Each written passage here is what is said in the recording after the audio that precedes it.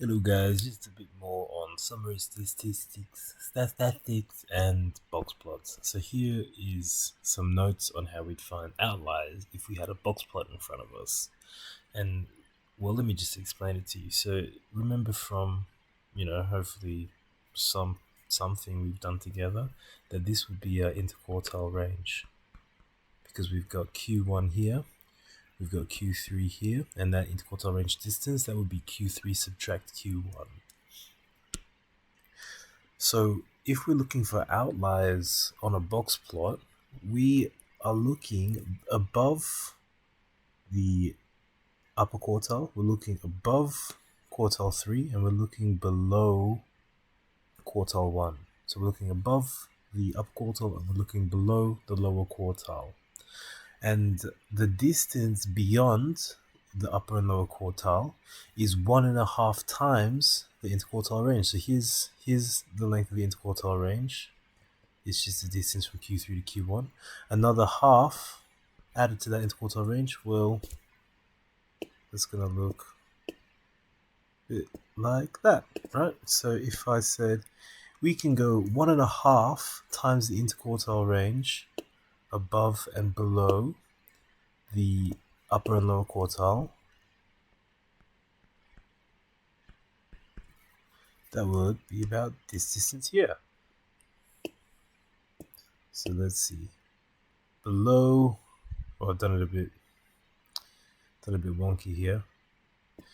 But below, you should see if I'd done the distance correctly, that yeah, about 1.5 times the interquartile range as a distance below quartile 1, we have what's called a lower fence, and this same distance above.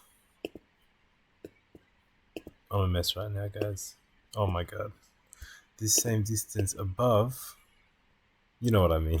The same distance above, 1.5 times the interquartile range above, we'll see that it leads us to an upper fence. And so data beyond our lower fence or beyond the upper fence, these are the data points we consider to be outliers. So in general, we're looking at the upper quartile plus 1.5 times the interquartile range, right? This is Q3, and then we plus to it 1.5 times the interquartile range, or we're looking at Q1 and we are looking below Q1, so we would say Q1 subtract 1.5 times the interquartile range. And so that leads us to two sort of generalized formulas here. Here's your notes. Write that down. Greater than Q3 by 1.5 times the interquartile range, or less than quartile 1 by 1.5 times the interquartile range. And yeah, so if we were to say, for example, our original box plot here, it looked like this, and then we only then checked for our outliers after the fact. Well, I would say, oh shoot, well here's an outlier, here's an outlier, here's an outlier. I need to go and redraw my box plot. So the outliers, the values above the upper fence and below the lower fence, I would write them in as dots or maybe crosses like that. And I would redraw my minimum and maximum to be the next smallest values that were inside the reasonable region. So inside this distance of 1.5 times the interquartile range, above and below Q1 and Q3, right? So let's say, for example, after I remove these two outliers here, the next smallest value happened to be over here on the number line. After I remove this outlier over here, the next largest number happened to be here on the number line. So that's how I redraw my box plot. Okay, but anyways, here's an example problem. Let's go through it. So for the data, we want to find the 5-figure summary it's looking like, and the interquartile range and the range, and just summarizing this data here basically. So let's go ahead and do that. First thing we need to do, we need to organize it into ascending order. 1, 1, 2, 2, 3, 3.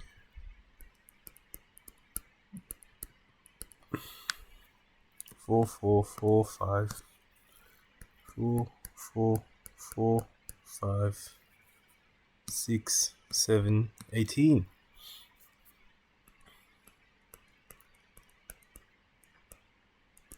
Okay, so here's our data. Let me just double check. 1, 2, 3, 4, 5, 6, 7, 8, 9, 10, 11, 12, 13. 1, 2, 3, oh, over 13 day tour. Yep, great. Okay, so finding the 5-figure summary. Well, we've got our minimum is 1. We've got our maximum is 18.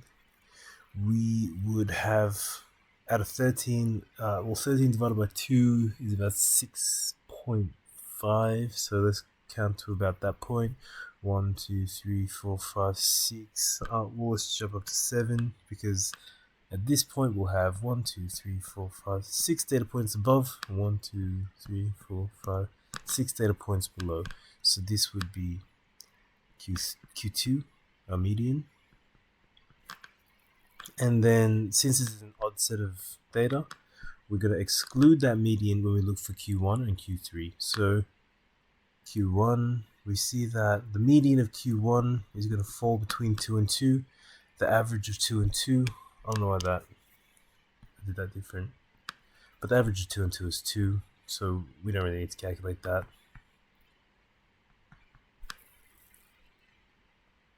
Same thing for Q3, we're going to exclude that median 4. And we'll see that the median value of the upper half is going to be between 5 and 6. Well, 5 plus 6 divided by 2, well, the average between 5 and 6, that's going to be 11 divided by 2. That's going to be 5.5. So here is our 5-figure summary. We've got the median, we've got the minimum, we've got the maximum. So median, minimum, maximum. Upper and lower quartiles, there's the upper, there's the lower.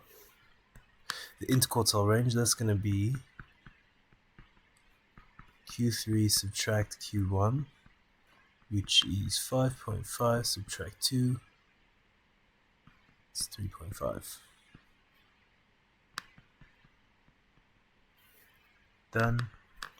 Any outliers by determining the upper and lower fences. So if I drew this out into a box plot, we'd have a minimum at 1, we'd have Q1 at 2, we'd have Q2 at 4, and then we'd have Q3 at 5.5, and then we'd have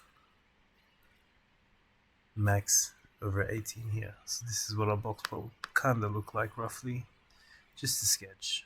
But roughly it would look something like this. And so if I was to say, well, what's 1.5, interquartile range is 3.5, well, what's 1.5 times the interquartile range? So let's do that over here. 1.5 times that interquartile range, that's going to be 3.5 plus half of 3.5.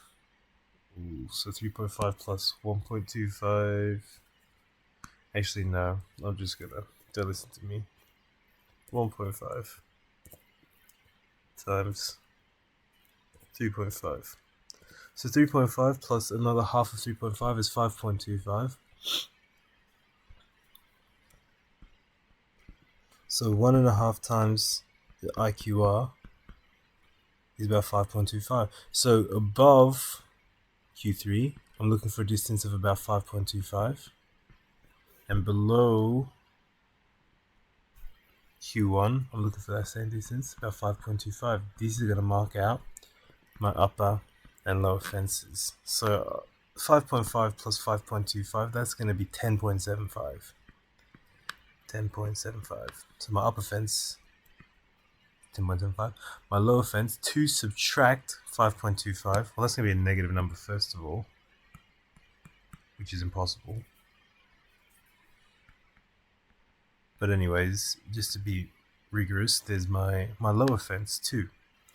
And I can see that there's no values in my box plot that fall below my lower fence, but there is a value that falls above my upper fence. And let me just check back to my data. It's only this one value at the maximum that falls above. So I'm going to redraw this number line, except I'm going to exclude 18 and just place it in as a dot. And I'm going to draw up to the new maximum, which was 7. Alright, so any outliers? Yes, there was 18. Can you give a possible reason for why the outlier occurred? Well, we're looking for geese on a tour. I think maybe it was like a migration pattern or like mating season or something where they just saw a flock of geese fly over the top of them. But yeah, this is just explain written reason. Maybe it's like a migration pattern. Maybe, I don't know. They just happen to see a random flock of geese because of the mating season. Who knows? But anyways, there you have it.